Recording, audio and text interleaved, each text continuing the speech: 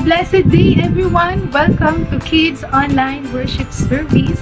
So welcome to all the kids, to all the parents, to all the guardians who are watching this KOWS.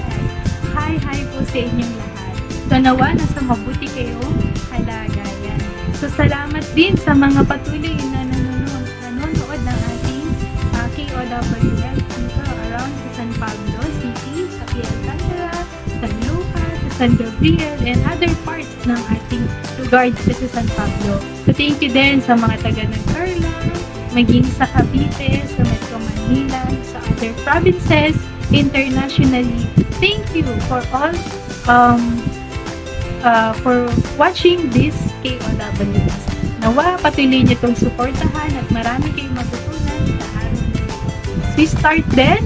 So, ano nga ba yung i-expect natin dito sa ating KOWS? So, syempre, meron kakaroon tayo ng kantahan, sayawan, kung saan magbibigay tayo ng papuri sa ating Panginoon.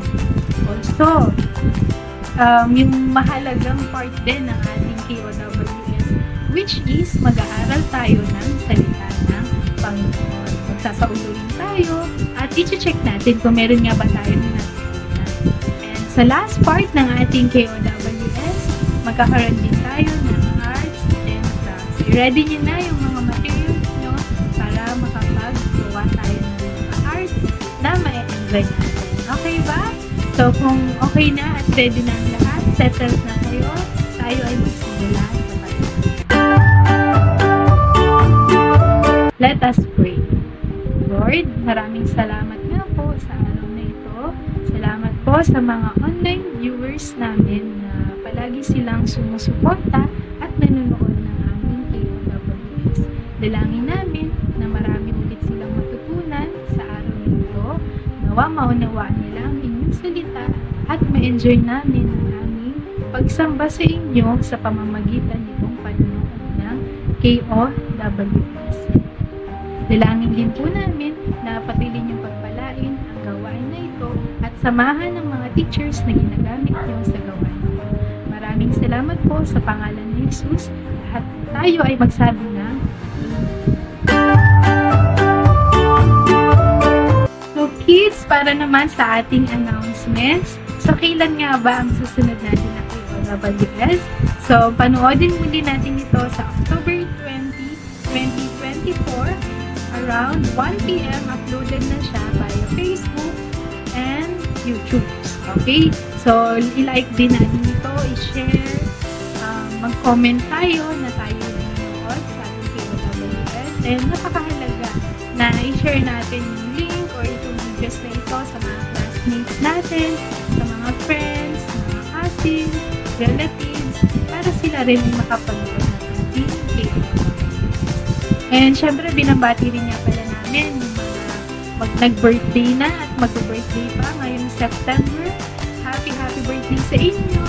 So, ang prayer namin sa inyo ay healthy pa kayo and patuloy na maging maayos na estudyante at mga anak sa inyong mga magulang. At nawa, patuloy niyo rin makilala pa ang ating Panginoon. So, muli, happy birthday sa mga kids natin dyan na nanonood KOWS.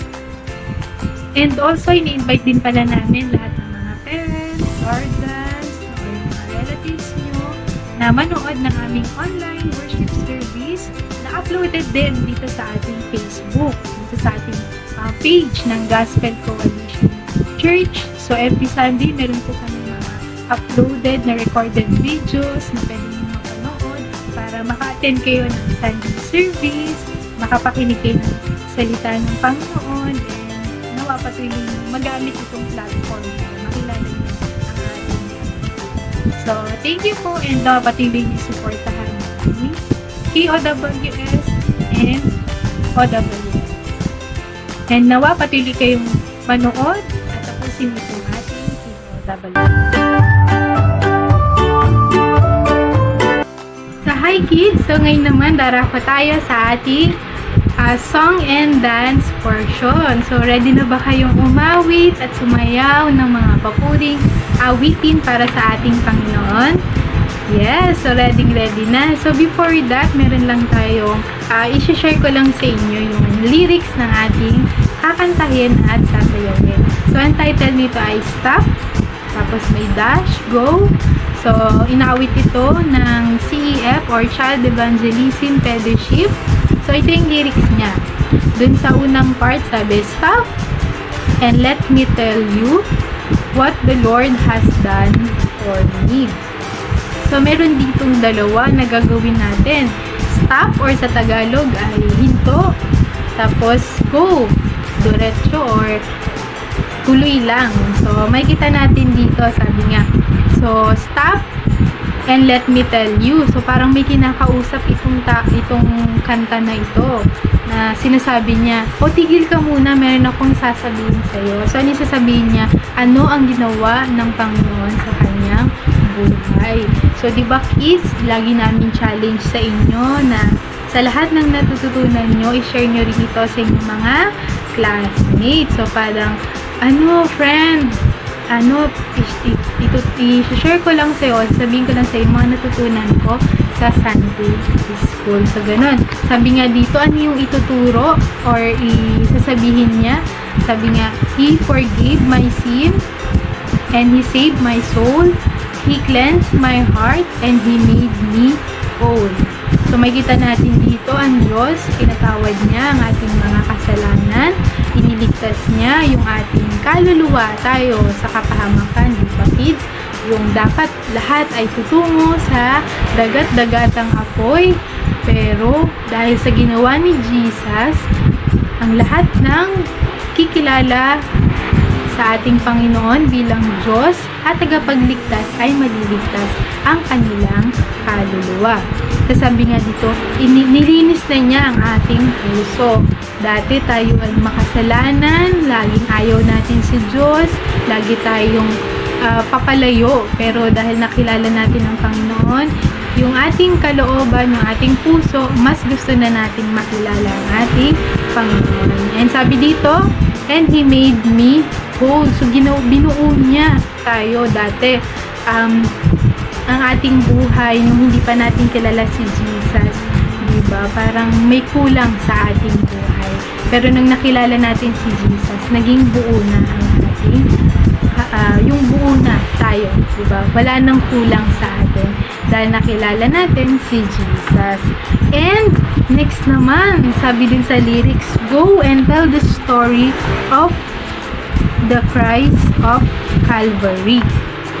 So, challenge naman to na ipahayag mo naman yung mga na-sharean natin, sabihin natin sa kanila. Since sila naman nakilala din nila si Jesus, ipahayag din nila sa iba pa yung patungkol sa ginawa ni Jesus. So, kung makikilala nila ang Panginoon, sila ay papatawarin sa kanilang mga kasalanan, ililigtas sila, lilinisin ang kanilang puso, at sila'y magiging buo. So, ang ganda ng ating song, diba? Ng title ulit, Go. Stop, go. So, let us go, let us stop, let us tell them the story about Jesus, let us tell them what Jesus has done to us. Okay ba? So, ayan kids, so ituturo ko naman sa inyo yung ating steps sa song natin na Stop, Go by CEF. Okay, so dun sa ating first na part, so before that, meron tayong intro na song. So, ganito lang tayo. Ganyan-ganyan lang yung ating sasayawin. Tapos, dun sa first part, di ba yung lyrics natin na stop and let me tell you. So, pag stop, so di ba hinto? So, ganito lang tayo. So, stop. Yan.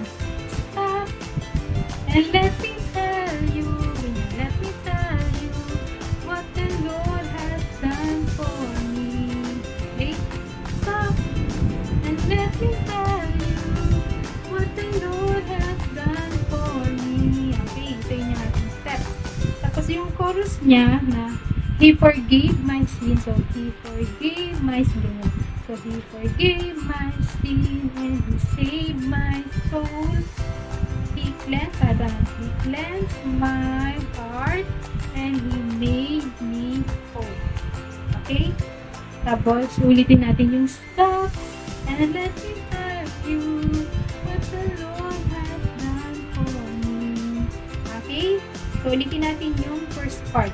Paano siya? Stop and let me tell you what the Lord has done for me. Tapos, He forgave my sin and He saved my soul. He cleansed my heart and made me whole. Stop and let me tell you what the Lord has done for me. Okay, dun naman sa second part. Sabi naman dun ay go. So, go. Hayo. So, go and tell the story of the Christ of this, diba? Go and tell the story of the Christ of Calvary. So, of the Christ of Calvary. Tapos, ulit. So, go and tell the story of the Christ of Calvary. Of the Christ of Calvary. Tapos, same lang yung steps, na iba lang yung lyrics. So, He'll forgive their sins and He will save their soul. Tapos, He'll cleanse their heart and He'll make them whole. Tapos, go and tell the story of the Christ of Calvary. Okay? So, nagets nyo yung steps. So, ngayon naman tayo na sumayaw at umawit para sa ating Panginoon.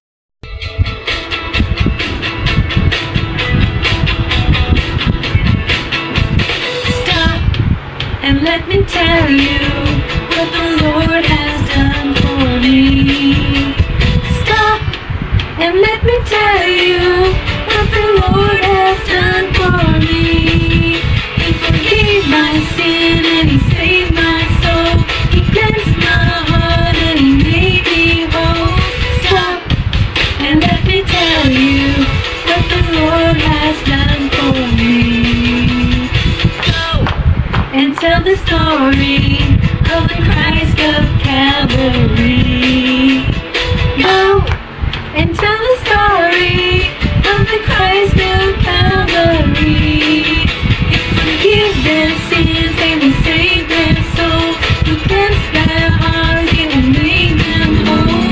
Go and tell the story of the Christ of Calvary. Go and tell the story of the Christ of Calvary. Yay! Congratulations!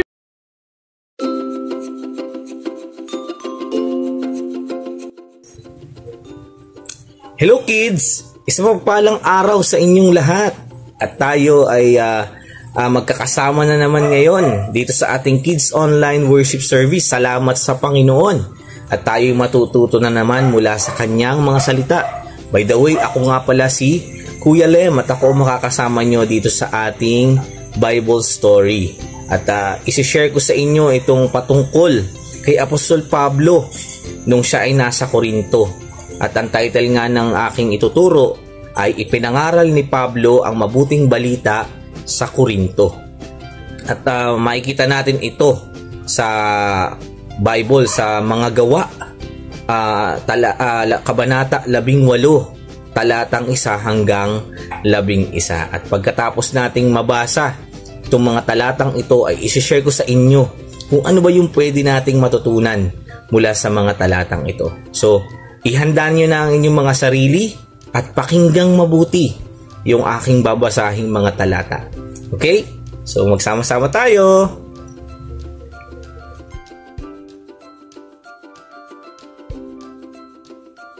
Pagkatapos nito, umalis si Pablo sa Atenas at nagtungo sa Corinto. Natagpuan niya roon si Aquila, isang Hudyong taga-Ponto. Kararating lamang niya mula sa Italia kasama ang kanyang asawang si Priscilla. Umalis sila ng Roma sapagkat ipinag-utos ni Claudio na ang lahat ng Hudyo ay umalis doon. nakipagkita si Pablo sa kanila. Dahil pareho ang kanilang hanap buhay, ang paggawa ng tolda, si Pablo ay doon na sa kanilang tahanan nakatira. Doon sila magkasamang nagtrabaho. Siya'y nakikipagpaliwanagan tuwing araw ng Sabat sa sinagoga at nagsisikap na mahikayat sa pananampalataya ang mga Hudyo at mga Griego. Nang dumating na sina Silas at Timoteo mula sa Macedonia, iniukol na ni Pablo ang sarili sa pangangaral at pagpapatotoo sa mga Hudyo na si Jesus ang Kristo. Nang siya'y salungatin nila at laitin, ipinagpag niya ang kanyang kasuotan at sa kanila'y sinabi, "Hindi ko nasagutin ang inyong dugo. Kasalanan na ninyo kung kayo'y mapahamak. Mula ngayon pupunta na ako sa mga hintil." Kaya siya'y umalis doon at tumira sa bahay ng isang lalaking ang pangalan ay Tito Justo, isang taong may takot sa Diyos. Ang kanyang bahay ay katabi ng sinagoga. Sumampalataya sa Panginoon si Crispo na pinuno ng sinagoga, kasama ang kanyang buong sambahayan. Sumampalataya at nabautismuhan ang maraming taga-Korinto dahil sa pakikinig kay Pablo. Isang gabi, sinabi ng Panginoon kay Pablo sa isang pangitain, "Huwag kang matakot. Patuloy kang mangaral at huwag kang tumahimik. Sapagkat kasama mo ako. Walang sino mang taong mananakit sa iyo sapagkat marami akong tagasunod sa lungsod na ito." Kaya't nanatili siya roon ng 1 taon at 6 na buwan, habang itinuturo sa kanila ang salita ng Diyos.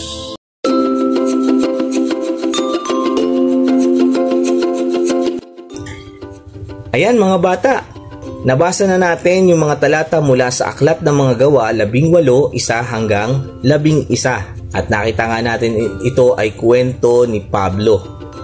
At sino nga ba si Pablo bago siya naging apostol o bago siya naging tagapangaral ng mabuting balita? So, si Pablo ay isang taga-usig o matinding taga-usig ng mga Kristiyano nung panahon na hindi pa siya nakakakilala sa Panginoong Hesukristo. Alam nyo, kawawa yung mga tao na sumasampalataya kay Jesus nung panahon na yon dahil pinapapatay niya, hinahanap niya, talagang hinahunting niya. Ganon katindi ang ginagawa ni Pablo. Pero alam nyo, ang Panginoon ay napakabuti dahil naranasan ni Pablo yung biyaya ng Diyos at nagpakilala sa kanya ang Panginoong Hesukristo. At siya ay tinawag para magdala ng mensahe ng mabuting balita. At ganun nga yung nakita natin dito sa ating binasa nung siya ay napunta sa Korinto. Diba? Makikita natin na bukod sa siya ay nagtrabaho doon na tagagawa ng tolda kasama ni Aquila at ni Priscilla, siya ay naglalaan ng panahon tuwing araw ng Sabat na makipagpaliwanagan sa mga Hudyo at Griego patungkol sa pananampalataya. At yung pananampalatayang iyon ay patungkol sa Panginoong Jesus. At doon ipinapaalam niya na ang Panginoong Jesus ay ang Kristo. Kaya lang, nakita natin, may mga tao o yung ibang mga Hudyo ay tila hindi talaga sila sumampalataya o hindi sila nahikayat sa ipinapahayag ni Pablo. Kaya sinabi nga ni Pablo na hindi ko nasagutin ang iyong dugo o ang inyong dugo. Kasalanan ninyo kung kayo'y mapahamak. Okay? So, kaya naman ang ginawa niya, nagpunta siya sa mga hintil. Yung mga hintil, ito yung mga hindi Hudyo. Yung mga hindi kalahi ng Hudyo. Ang Hudyo kasi ay isang lahi. Parang tulad natin, tayo ay Pilipino.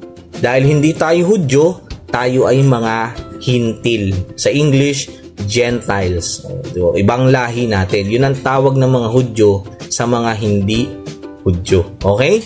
Ngayon, makikita natin na ipinangaral ni Pablo ang mabuting balita sa mga hintil at doon ay nakilala niya si Crispo na isang pinuno ng sinagoga at yung kanyang buong sambahayan o yung pamilya niya sumampalataya din sa Panginoong Hesus. At marami sa mga taga-Korinto ang sumampalataya sa Panginoong Hesus dahil ipinahayag ito ni Pablo.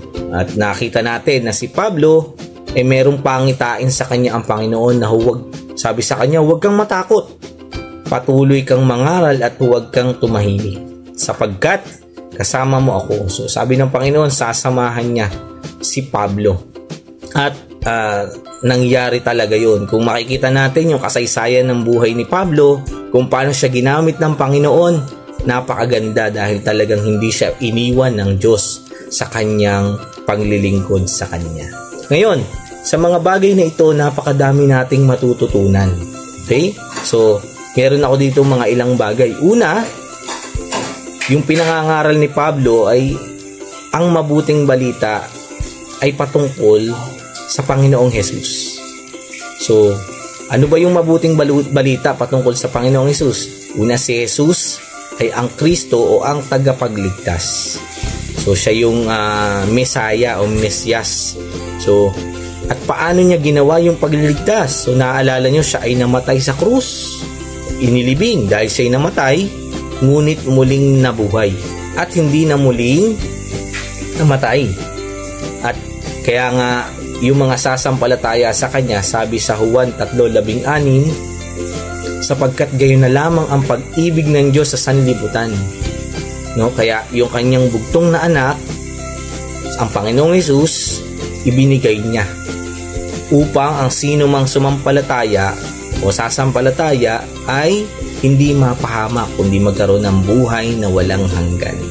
So ganun ang mangyayari. Ibig sabihin, pag ikaw may buhay na walang hanggan, ikaw ay mananatili sa piling ng Diyos sa walang hanggan. Diba?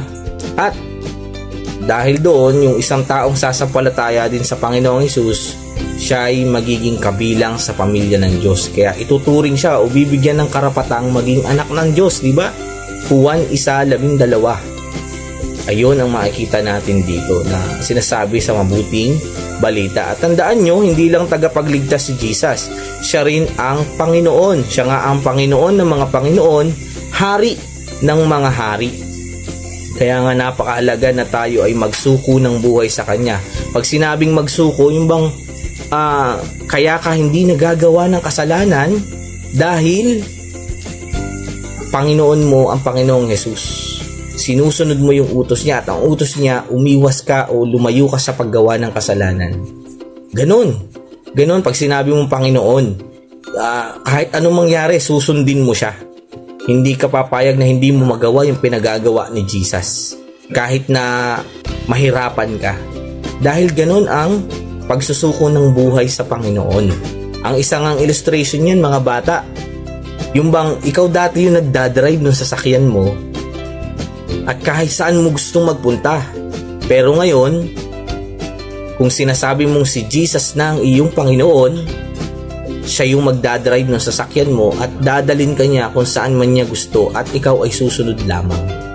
Yun ang pagsusuko ng, ganun ka parehas ang pagsusuko ng buhay sa Panginoong Hesus. Hahayaan mo siyang magmaneho ng buhay mo sa lahat ng bagay. At makikita natin yun, ganun ang nangyari kay Crispo sa kanyang pamilya, sa mga taga-Korinto. Sila ay sumampalataya at talaga namang nagsuko ng buhay sa Panginoong Hesus. Kasi nga alam nila na hindi sila mapapahamak at naunawaan nila na ang Panginoon ay nakikipagrelasyon. Okay? At nakita din natin dito na napakahalaga na ibahagi natin yung mga natututunan natin patungkol kay Jesus, lalo na itong mabuting balita. Dapat ibinabahagi mo ito. Kasi kagaya nga ng ginawa ni Pablo, ibinahagi niya ito sa mga Hudyo. Kasi kapag ikaw alam mo yung paraan ng kaligtasan, tapos di mo sinasabi, parang hindi mo mahal yung mga tao sa paligid mo kung ganun. O kaya, pananagutan natin yun kung hindi natin sabihin sa kanila yung mabatong sa paungus. Paalam natin yun sa kanila. Bakit? Kasi para maligtas din sila kung katulad natin, okay? At sa pamilya mo, sa kalaro mo, kaibigan mo, sa lahat ng tao sa paligid mo, ipaalam mo ito. Minsan, may mga taong pagtatawanan ka dahil sinasabi mo itong mga bagay na ito patungkol kay Jesus. O kaya, may mga taong aasarin ka, bubulihin ka, pero alam mo, sabi ng tulad nga ng sabi ni Jesus o ng Panginoon kay Pablo, sasamahan kita. Ganon si Jesus, kahit anong gawin sa'yo ng mga tao, wala silang magagawa. Hindi ka maaano dahil si Jesus ang kasama mo. So, makikita din natin dito talaga na kapag tayo ay nag-share ng gospel, sasamahan tayo ni Lord. Hindi niya tayo pababayaan. Hindi niya tayo iiwan o hindi tayo mapapahamak dahil iingatan niya tayo. Okay? So, ayan mga bata, yung mga bagay na matututunan natin sa mga talatang ito. Nawa, tunay na magkaroon tayo ng relasyon kay Jesus at kung tayo'y meron ng tunay na relasyon sa Kanya, maging masigasig tayo at maging excited tayo lagi to share yung mga natututunan natin sa ating mga kaibigan. Yung mga natutunan natin patungkol sa ating Panginoong Jesus. Okay ba yon? So sana, simula sa araw nito, i-share nyo itong i-share ko sa inyo. Katulad ko, ako rin ay niligtas ni Lord. Kinaawaan ako ni Lord. Isa akong makasalanan, maduming tao. Hindi karapat-dapat na iligtas, pero alam nyo, salamat kay Lord dahil katulad ni Apostol Pablo, kinaawaan niya ako. At ngayon, ginagamit niya ako para i-share naman sa inyo itong mga bagay na ito. At hindi lang sa inyo, sa iba pang mga tao na nakakasama ko, i-share ko yung mabuting balita. So sana kayo din ha. Okay?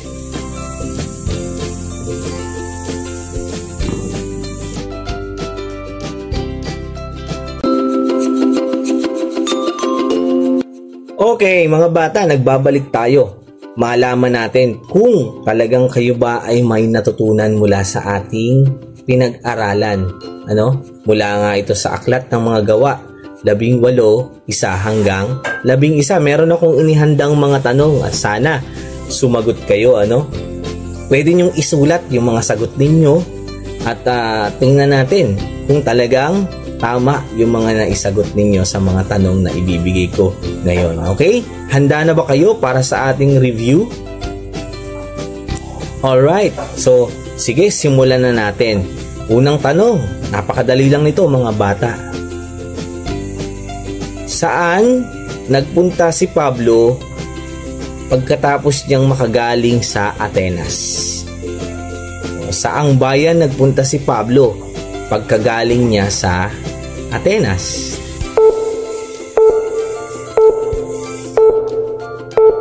Okay, ang sagot ay sa Corinto. Okay, very good mga bata. Okay, pangalawang tanong. Ano ang naging trabaho ni Apostol Pablo sa Corinto? Ano ang naging trabaho ni Apostol Pablo sa Corinto?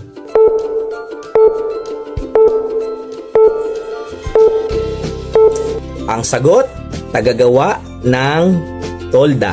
Okay, siya ay gumawa ng tolda kasama si Aquila. Okay? Pangatlong tanong. Kanino siya nakikipagpaliwanagan ng mga pananampalataya o ng pananampalataya? O sa anong mga lahi siya nakikipagpaliwanagan ng pananampalataya?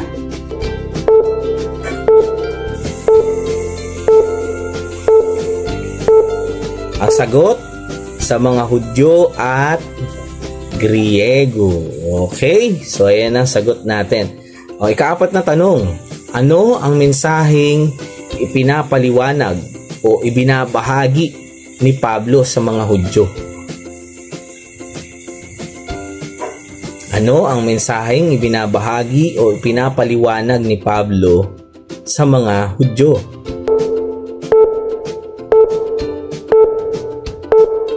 Okay, ang mensaheng ito ay ang Panginoong Jesus ay ang Kristo o pwede rin nating sabihin ang mabuting balita ayon sa Panginoon o tungkol sa Panginoong Hesukristo. Okay?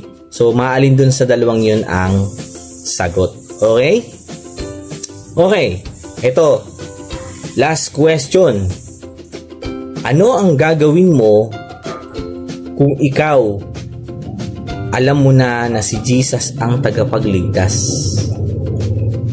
Ano ang gagawin mo bilang may relasyon ka na kay Jesus?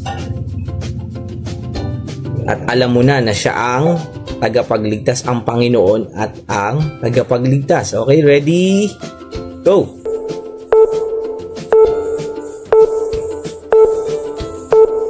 Okay, ang sagot, syempre, ibabahagi mo din o ibabahagi ko din ang mabuting balita sa mga tao sa paligid. I-share kasi yun yung dapat nating gawin. So, kumbaga, kung alam mo na yung gamot sa COVID-19, isesekreto mo ba yun? Paano kung may mga tao may sakit? Ikaw lang yung gagaling, di ba? Kawawa naman sila. Siyempre, ipapaalam mo din yung gamot. So, ganun din, dahil nalaman mo na si Jesus ang tagapagligtas, siya lamang ang Panginoon, ipaalam mo ito. I-share natin. Okay? So, salamat mga bata. Very good at marami kayong natutunan. So, magkita-kita tayo mamaya sa ating memory verse.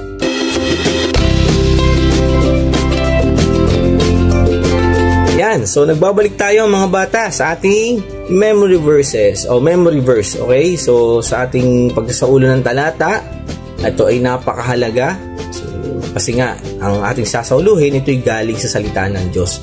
Ito yung galing sa Biblia. At napakahalaga nito dahil itong mga salita na ito ay makapangyarihan at talaga namang magbabago ng ating buhay. Okay? So, sa pagkakataong ito, ang ating sasauluhin ay mula sa aklat ng Juan. Chapter 3 o Kabanatang 3:16. At ito nga ay nabanggit ko na kanina sa ating pag-aaral. At babasahin ko sa inyo. Sabi dito, Juan 3:16, sapagkat ganoon inibig ng Diyos ang sanlibutan. Kaya ipinagkaloob niya ang kanyang kaisa-isang anak upang ang sino mang sumampalataya sa kanya ay huwag mapahamak kundi magkaroon ng buhay na walang hanggan. Juan 3:16. Malamang kayo narinig nyo na itong talatang ito kasi napakadaming tao na nakakaalam ng verse na ito. Noon pa man, bata pa lang ako, naririnig ko na to. Dahil nga ito ay pumapatungkol sa paano nagmahal ang Diyos. At dito makikita natin, si God nagmahal. Tandaan nyo, ang God, hindi siya natutuwa sa kasalanan at sa gumagawa ng kasalanan. Galit siya, kaya nga napupuot siya sa mga makasalanan. Pero dahil siya ay banal, siya ay matuwid, siya ay puno ng awa at biyaya, siya ay nagmahal. Kaya sabi dito, sapagkat ganoon inibig ng Diyos ang sanlibutan. Paano pinakita ng Diyos ang kanyang pag-ibig? Ipinagkaloob niya ang kanyang kaisa-isang anak. So nabanggit natin kanina sa pag-aaral natin, paano ginawa yon, paano niya ipinagkaloob. Siya mismo, sabi nga, narinig ko sa ibang mga pagtuturo, siya mismo ang pumatay sa Panginoong Hesus. Para saan? Para mabayaran yung mga kasalanan natin. Kasi tayo, wala tayong maibibigay sa Diyos para tanggapin niya o magiging karapat-dapat para tayo mabayaran natin yung kasalanan natin. Ikaw, hindi ka pwedeng mamatay para sa akin, para mabayaran yung kasalanan ko. Hindi rin ako pwedeng mamatay para sa iyo. At hindi rin para sa sarili natin. Kasi nga tayo ay mga makasalanan. Pero dahil ang Panginoong Hesus, siya galing sa langit, siya ay hindi tulad natin na galing sa lahi ni Adan, siya ay naging karapat-dapat. At siya ay namatay para mabayaran ang ating mga kasalanan. Pero, hindi siya nanatiling patay. Siya ay muling nabuhay. At dahil siya'y muling nabuhay at hindi na kailanman nakaranas pa ng kamatayan, yung mga sasampalataya sa kanya, sabi dito, upang ang sino mang sumampalataya sa kanya ay huwag mapahamak, kundi magkaroon ng buhay na walang hanggan. So tandaan nyo mga bata, ang Diyos nagmahal. Loving God siya eh. Merciful, syempre puno siya ng awa. at sagana sa biyaya. Pero tandaan nyo, yung mga taong patuloy, kung tayo'y nagpapatuloy sa kasalanan, mapapahamak tayo. Mananatili tayo sa kapahamakan. Ganon, hindi magiging katanggap-tanggap pa rin kay Lord yung mga nagpapatuloy sa kasalanan. Kasi, kaya nga kailangan sumampalataya sa Panginoong Hesus. Para magkaroon ng buhay na walang hanggan. So, yung buhay na walang hanggan, kapag nagkaroon ka ng relationship kay Jesus, ngayon pa lang habang nabubuhay ka, makakamtan mo na yan. Diba? At pag namatay tayo, tulad ni Jesus, mabubuhay tayong muli.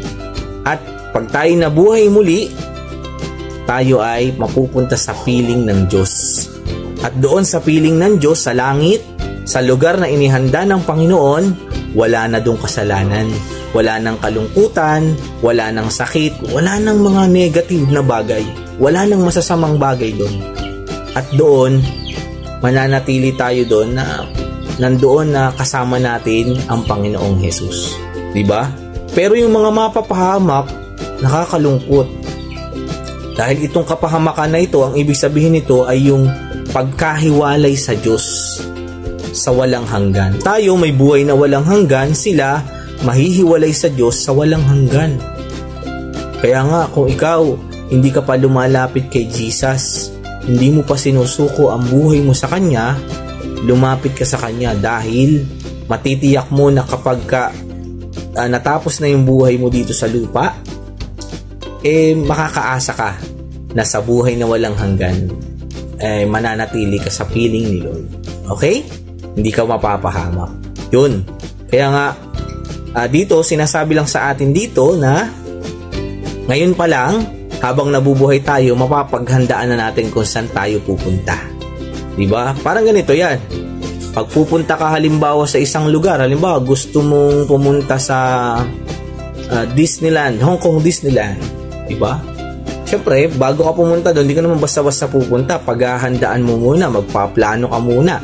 Bibili ka muna ng plane ticket. Bibili lahat ng kailangan mong papers. Diba? So, ganun. Para makapunta ka doon, kailangan handa ka. Kailangan mai-ready mo yung kailangan mo. Ganun din, para makapasok ka sa kaharian ng langit, makapunta ka sa piling ng Diyos, kailangan handa ka. Dito sa lupa pa lamang. At sino ang kailangan mo? Ang Panginoong Hesus. Siya lamang yung ating hindi nga lang siya ticket, kundi siya talaga ang daan. Diba? Sabi nga sa Juan 14:6, sabi niya, ako ang daan. Sabi ni Jesus, ako ang daan, ang katotohanan, at ang buhay. Walang makaparoroon sa Ama kundi sa pamamagitan ko. Yun ang sabi ni Jesus. Kaya nga, wag ka nang maghanap ng iba pang paraan. Hindi kay Jesus lamang. Tiyak na makakarating ka sa Diyos Ama. Okay, so uluhin na natin itong mga itong talatang ito sa Juan 3:16 at ligyan natin ng actions. Okay? So, una, Juan 3:16, sapagkat ganoon inibig ng Diyos ang sanlibutan, kaya ipinagkaloob niya ang kanyang kaisa-isang anak. Okay? Upang ang sino mang sumampalataya sa kanya ay huwag mapahamak, kundi magkaroon ng buhay na walang hanggan.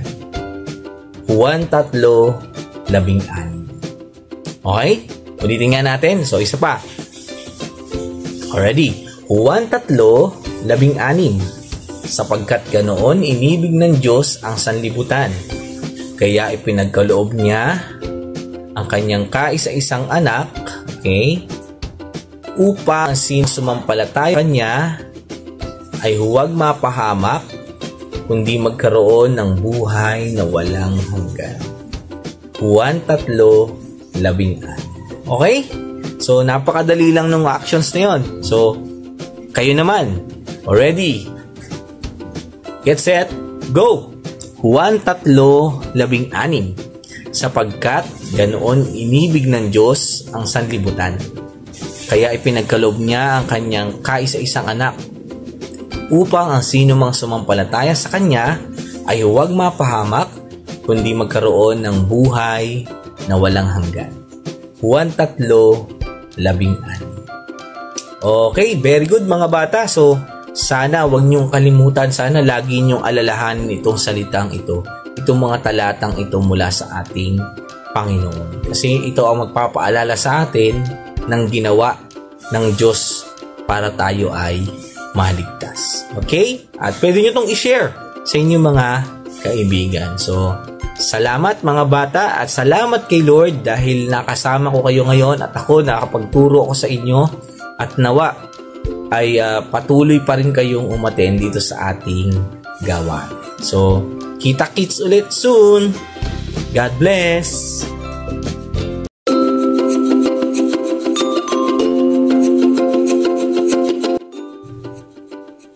So mga bata, tayo nang manalangin para sa ating closing prayer.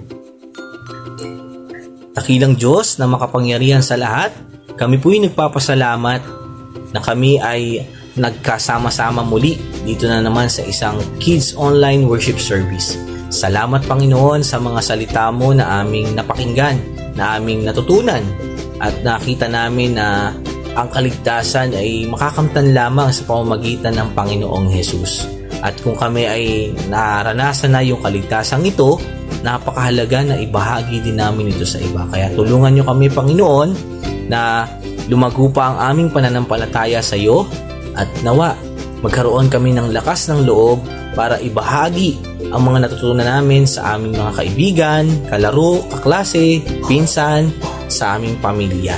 Upang sa ganun makilala din nila ikaw ang aming Panginoong Hesus. Kaya marami pong salamat. Ingatan niyo po ang mga bata at ang kanilang mga magulang, ang kanilang pamilya at pagpalain niyo sila sa lahat ng kanilang pangangailangan. Tinitiwala na po namin sa inyo panalangin ito sa pangalan ng aming Panginoong Hesus. Amen. Bye-bye!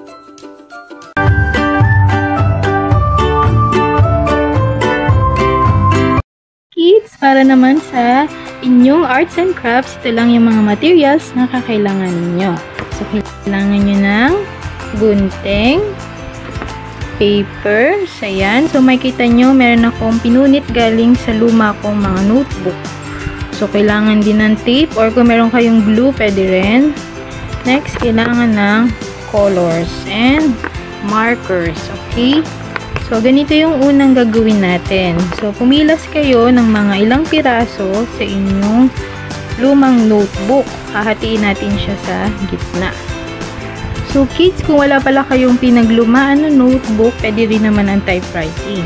So, mapapansin nyo, inalis ko yung edge dito. Yan. Tapos, gagawin natin, i-fold natin siya into half. Okay?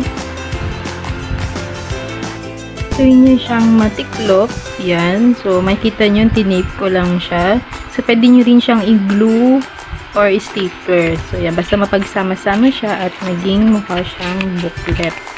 Okay. Tapos, kung meron kayong extra typewriting, cover nyo lang siya dito at idikit nyo. Afterwards, lagyan nyo niya siya dito ng the Bible. Okay. So, sa pinag-aralan natin, diba, kanina, sa lesson natin, makikita natin si Apostle Paul, nandun yung kanyang, kahit siya ay nagtatrabaho, kung nasan man siyang lugar, nandoon na sinishare niya ang gospel or ang mabuting balita. So, ito, kunwari gagawa tayo ng maliit na version natin ng Bible. So, lagyan natin the Bible. So, yan kids, dapat meron tayong daladalang Bible or meron tayong natututunan na salita ng Lord para yun yung ating i-share sa ibang tao. Okay? So, lagyan natin to ng the Bible. Tapos, ito pwede nyo kulayan, sulatan ng inyong memory verse. Yan. Yan, kids. So, makikita nyo, sinulatan ko siya ng the Bible. Tapos, nilagyan ko lang ng pangalan ko. So, ganun din, lagyan nyo lang ng pangalan. Tapos, sa mga susunod na page, lagyan nyo dito yung inyong memory verse for today and yung mga natutunan nyo sa sa araw na ito. Okay? So, gumawa tayo ng version natin, pero syempre meron na tayong mabibiling mga Bible. Ayan. So, paglaki nyo, sana magkaroon din kayo ng sarili nyo Bible. So, yun lang. Sana na-enjoy nyo yung ating arts and crafts. Bye-bye and God bless!